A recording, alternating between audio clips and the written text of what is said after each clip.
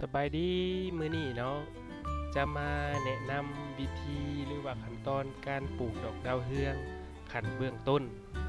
ขั้นตอนเบื้องต้นกับอิฐแม่นการกาเกียมดินนี่แม่นสำคัญหลายเพราะว่าจะเฮ็ดให้ต้นดอกไม้เฮางามหรือบ่งามมันขึ้นกับการกาเกียมดินในเบื้องต้นแม่นเฮาจะเสียหญ้าออกก่อนเนาะเสียหญ้าตัวใดที่มันรกอยู่แนมหน้าดินนี่แม่จะเอาออกเบิดเฮ็ดให้มันเกลี้ยงเบิดเนาะ หลังจากเอาหนาดินออกเบิดเขาจะขุดเป็นหนานไปเนาะขุดเป็นหนานนี่ขนาดนี่แม่นขึ้นกับความต้องการของเราเนาะว่าเขาจะได้ขนาดกว้างหรือยาวสำใดถ้าว่าเขา